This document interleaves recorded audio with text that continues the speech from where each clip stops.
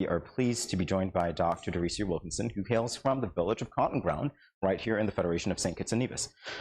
Dr. Wilkinson is a postdoctoral researcher who received her Ph.D. from Clemson University with an emphasis on human-centered computing, and she's here to give us some insight into her work to design meaningful technological solutions while incorporating the aspects that make us human into development. Good morning, Doctor, and welcome to Good Morning SKN. Welcome. Be here. We are so honored to have you and to have this conversation with you, which will begin this way. What on earth is human-centered computing? Can you break it down for those who don't know? Yes, sure. I like to think of human-centered computing as a mix of computer science and psychology, which makes it great for me because I'm very curious about the human element. I think it's important to build technology that's amazing, but if it doesn't work for people, then what's the point? Why did you choose this career path? I've never heard of it until today, to be honest. Yeah, it's very interesting. I never planned this particular career. Interestingly, when I got out of school, I was working in insurance, and my intention was to study accounting. Okay. So it was very different. And I started my path towards tech because I'm just very interested in having a day-to-day work life that isn't monotonous. Like, I don't like anything that's mundane. I like the challenge, and I really get that with tech. Like, I'm interested in research in particular because I'm a lifelong learner. I love being able to just explore different ideas, and I love being in that particular position right now as a postdoctoral researcher at Microsoft. That sounds very exciting. We can see that you're passionate about it. I want to know, I mean, interestingly enough, you said you began in insurance of all things, and you kind of segued into that. I'm pretty sure there's a story there. I'm not going to ask you for details. But what I will do is ask about potential influences of your upbringing here in St. Kitts and Nevis and how maybe those influences inform what you're doing now. Have you thought of it that way? Yes, definitely. I think it's really interesting, and I think it kind of went full circle. So as I said, I started not even in technology, not thinking that was going to be my path. And a lot of my values and life lessons that I gained from St. Kitts and Nevis directly influenced my dissertation. So I focused my entire dissertation on exploring what it means to be safe online, particularly for persons who do not always get the opportunity to have their voice included when it comes to designing technology. Nevertheless, designing different mechanisms to help you stay safe online. So my work from my dissertation looked at what that means for Caribbean people. So we all know that we all passively use technology. Everyone in the Caribbean, whatever technology is available, we use.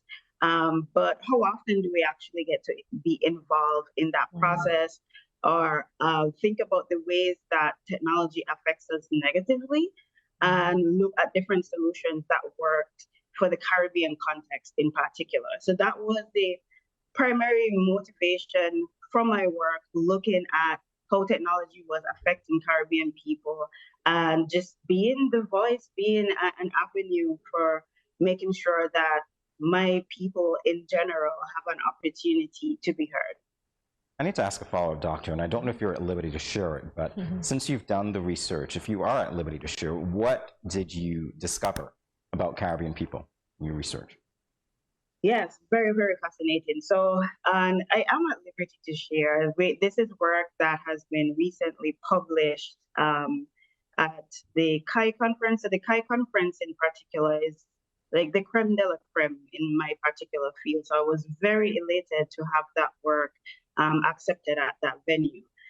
Some of the interesting things that we found was regarding, I guess, the prevalence of different safety issues. And in particular, the fact that all of the issues are not primarily technical. For instance, let's say if someone is being harassed in an online space, a lot of the concerns that Caribbean persons have are not just that the harassment stops in that online space, but how that transcends into their offline work, their offline life as well. So, for instance, if you have an instance where somebody is being harassed online, you're quickly concerned about like how that affects you, but also like your collective as well. So how that affects your family's ability to get jobs, and that influences how people approach safety in general, which leads to different discussions about regulation, how regulation should be worded, and what are the true concerns that people have, and what their path to justice should look like. Mm. I realize you chose marginalized communities. Why those? Yeah, for me, I'm very passionate about that. Very, very passionate. And I think coming to the United States, it's funny because like I never think about myself like in a marginalized community, like in that particular pocket.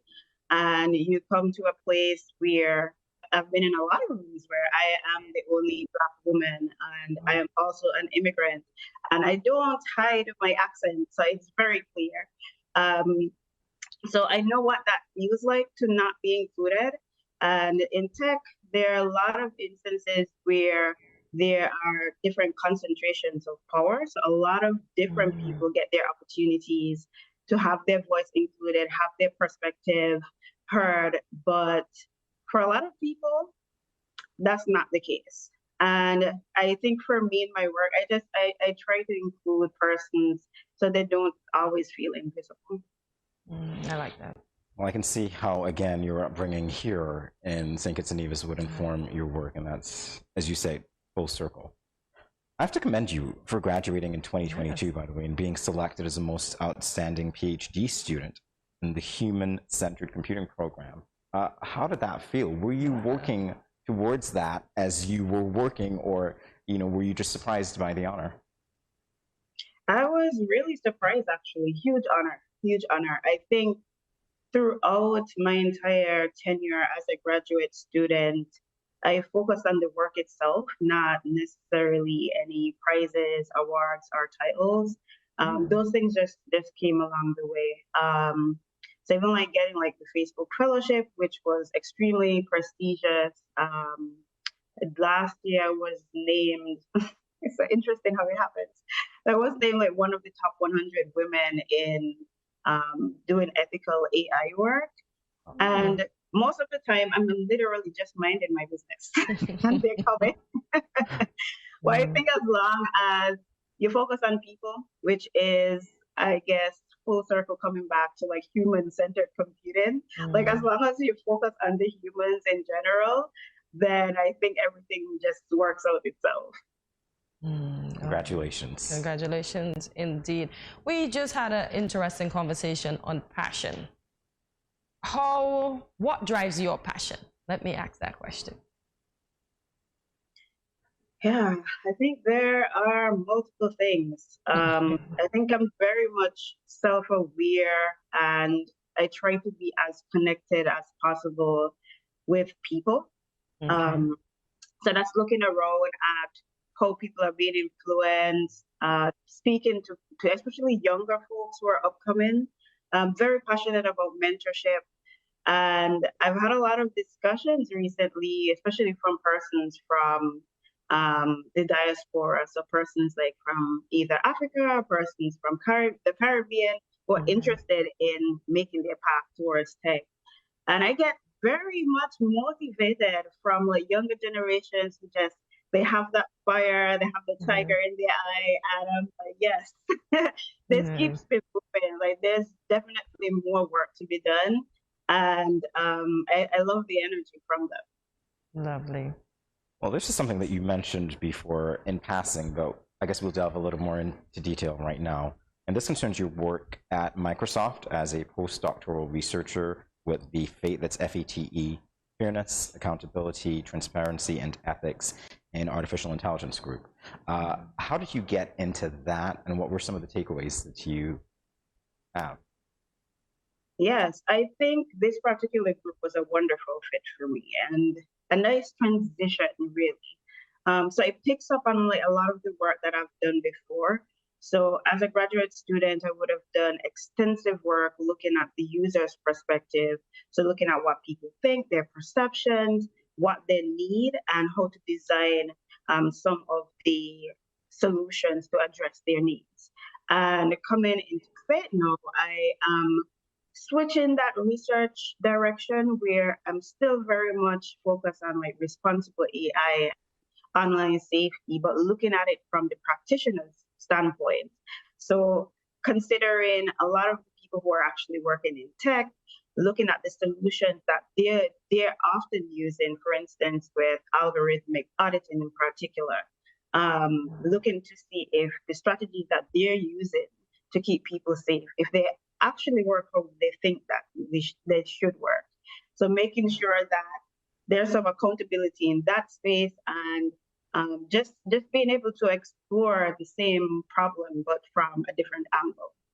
Mm, Very interesting, Doctor. very indeed. So how was it transitioning from a student into the workforce? Was it smooth or was it a little bumpy? I won't lie, it was hectic. Okay. Keep in mind, I was finishing my PhD like in the midst of the pandemic. Oh. So I was actually stuck at home for like a year and a half. That's like when the borders were closed and it felt like the world was ending. So I had to persevere through all of that. And the transition from being a student to now being in the workforce, it's been rather interesting. It was very quick because I defended my dissertation in July, then packed up everything in my apartment and moved to New York in August, so like the following month. So it was very immediate, but I am very passionate about the work, so that kept me moving, and it's been a wonderful journey so far. I can hear it in your voice and I can see it in your smile. Well, let's talk briefly about the influence of having a solid support system. How has that influenced your career and your achievements in general? Yeah, it's been fundamental. I often tell people when you're doing like a PhD, it has a little to do with intelligence and a lot to do with perseverance. And your support system is just something that keeps you grounded. There are so many challenges that pop up. I feel like I have earned the badge of a firefighter because I'm constantly putting out fires. It's always something. It's always something. And being able to like call my mom and vent about like why this particular research project isn't happening or why I am dealing with this particular challenge, even though she has no idea. She has no idea like what the actual research is about. She's like, yeah, you could do it, girl. You could do it. And bringing up like some of these sayings that we locally kind of bring up, like we smile but we talawa. I think those things have kept me sane and kept me going forward like over these years. Lovely. So mom is a big influence. How does one with such a busy mind wind down from research? I don't know how to answer that. No spa days, no dinners, no a glass before bedtime, no? It's interesting. I don't think my mind ever winds down. That's why I'm not sure how to actually answer that. And I don't think that's a bad thing. I think I see opportunities and challenges in literally everything. Sometimes I might be listening a song, like I'm a big music lover.